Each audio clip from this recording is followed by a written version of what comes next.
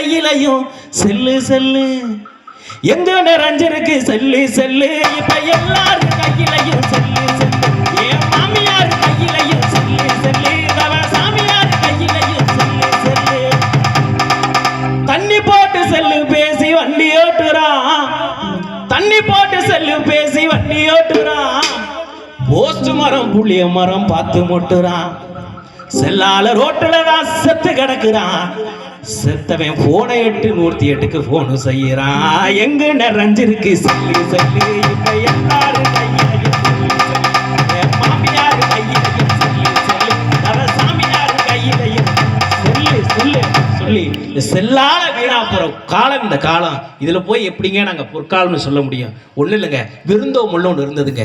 வீட்டில் ஒரு விசேஷம் வைப்போம், அத்தை மாமா அக்கான்னு எல்லா உறவுகளையும் அழைப்போம். அப்பா சித்தப்பா அண்ணன் தம்பின்னு 1000 உறவுகள் அழைச்சு 10 பைசா பாக்கெட்ல இருந்தாலும் 10,000 ரூபாய் கடை வாங்கி ஒரு நிகழ்ச்சி வச்சு எல்லோரும் சந்தோஷமா இருப்போம்.